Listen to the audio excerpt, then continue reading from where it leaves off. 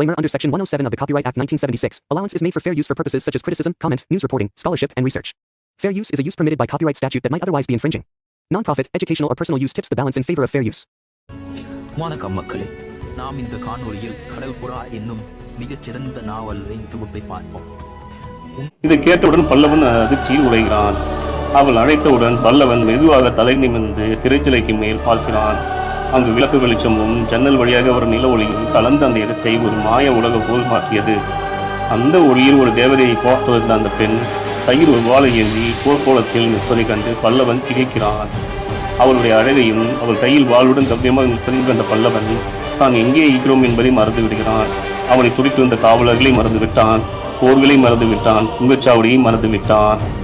அவள் அவசரமாக ஆடையை சுத்தி கொண்டிருந்ததால் அந்த உடை ஒழுங்கற்று இருந்தது.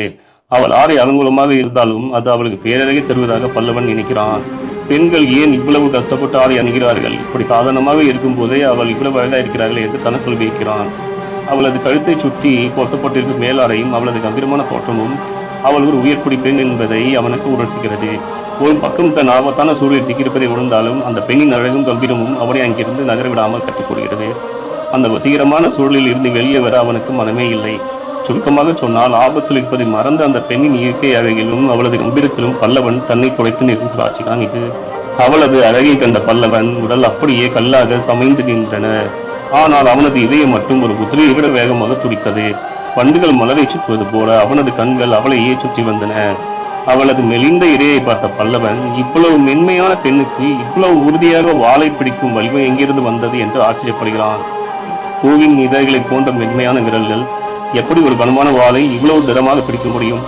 மென்மைக்கும் கடினத்துக்கும் இயற்கை ஏதோ ஒரு சம்பந்தத்தை ஏற்படுத்தியிருக்கிறது என்று தனக்குள் நினைத்துக் கொள்கிறான். அவளது முகத்தை அவன் சில நொடிகள் தான் பார்த்திருப்பான். அந்த சிறு நேரத்தில் அவன் சொல்ல முடியாத உணர்வை அனுபவித்தான். அதிகப்படியான இன்பமும் ஒருவித துன்பத்தையும் தரும் என்பதை அவன் உணர்ந்து கொண்டான். அவளது கூந்தல் கார்மேகத்தை விட கருப்பாகவும் மரத்தியாகவும் இருந்தது. அது சரியாக பின்னப்படாமல் வாரி முடிக்கப்படாமல் இருந்தது. அவளுக்கு ஒரு தனி அழகை தந்தது. சுருக்கமாக சொன்னால், அந்த பெண்ணின் உருவமைப்பில் அவள் வாளேந்தி நிற்கும் கம்பீரத்திலும் பல்லவன் முழுமையாக தன்னை குறைத்து நிற்கிறான். அவளது நெற்றியிலும் கன்னத்திலும் விழுந்து கிடந்த தலைமுடி இலைகள் அவளுக்கு தனி அழகையே தந்தன. மேகத்தை விலகி வரும் நிலவை போல அவளது கூந்தலுக்கு இடையே தெரிந்த அவளது முகம் பிரகாசமாக மின்னியது. அவளது கரிய புருவங்களுக்கு கீழே இருந்த கண்கள் கூர்மையான வேல் போல ஒளி வீசின. அவளது மூக்கு ஒரு மலர் கொட்டு போல மிக அழகாக அமைந்தது. அவளது முகத்திற்கு ஒரு கம்பீரத்தையே தந்தது. அவளது கன்னங்கள் இயற்கையான மஞ்சள் நிறத்தோடும் கோபத்தினால் ஏற்பட்ட சிவப்பு நிறத்தோடும் கலந்து தெரிந்தன. இது தங்க அரளிப்பூவும் செவ்வரளிப்பூவும் ஒன்றாக சேர்ந்தது போல இருந்தது என்று பல்லவன் வியக்கிறான். அவளது இதழ்கள் கவிஞர்களின் கற்பனைக்கும் எட்டாத அழகை கொண்டிருந்தது. கோபத்தில் அவள் இதழ்களை சற்று இறுக்கமாக வைத்திருந்தது. மலர மறுக்கும் ஒரு பூமுட்டை போல இருந்தது. அந்த இதழ்களில் தெரிந்த பொலிவு அமுதம் என்று இதுதான் போலும் என்று பல்லவனை நினைக்க வைத்தது. அவளது இதழ்களிலேயே பல்லவன் கண்கள் நிலைத்து நின்றன. அவனது கண்கள் மட்டுமல்ல, அவன் இதயமும் அங்கிருந்து நகரம் போலருமே தஞ்சம் புகுந்தது. இப்படியாக அந்த பெண்ணின் அழகிலேயே மயங்கி இந்த பல்லவனை அவளது இரண்டாவது வா வெளியே என்ற அதிகார குரல் கலைக்கிறது. கனவுலகில் இருந்தவன் சட்டென நிஜத்துக்கு வந்தான். தான் பிடித்துக் கொண்டிருந்த திரைச்சிலையை விட்டுவிட்டு வலது கையில் வாளுடன் வெளியே வருகிறான். தன் அறையில் ஒரு ஆண் கையில் வாளுடன் மறைந்திருப்பதை அறிந்தும் அந்த பெண் சிறிதும் பயப்படாமல் அவன் நிதானமாக பார்க்கிறாள். அவளது இந்த தைரியத்தை கண்டுதான் ஒரு உண்மையான வீராங்கனையிடம் இருப்பதை பல்லவன் உணர்கிறான். அப்போதுதான் பல்லவன் அந்த அறையை சுற்றி பார்க்கிறான். சுவர்கள் பல வகையான வாள்கள் தூங்கிக் கொண்டிருக்கின்றன. அவள் வாளை பிடித்திருக்கும் வித்தையை வைத்து அவளுக்கு சிறந்த வாள் பயிற்சி இருக்கிறது என்பதையும் அவன் கொண்டு போகிறான். பல்லவன் தன் கையில் உள்ள வாளை பார்ப்பதை கவனித்தான். அந்த பெண் இளைய பல்லவனின் மன ஓட்டத்தை புரிந்து கொள்கிறாள். மிகவும் உறுதியான குரலில், ஆம், எனக்கு வாளை பிடிக்க தெரியும், தேவை என்றால் சுற்றவும் தெரியும். அதனால் உன் வாளை கீழே போடு, என்னிடம் உன் எதிர்ப்பு பலிக்காது என்று எச்சரிக்கிறாள். வாளை கீழே போட சொன்ன அவளது கட்டளைக்கு கீழ்படிய இளைய பல்லவன் மறுக்கிறான். என்னை மன்னிக்க வேண்டும், இந்த வாள் நீண்ட காலமாக கூடவே இருக்கிறது, என் உயிரினம்மன் போல் இருக்கிறது, இப்போது இதை என்னால் கைவிட முடியாது என்று கூறி சொல்ல வந்த மற்ற விஷயங்களை சொல்லாமல் நிறுத்துகிறான்.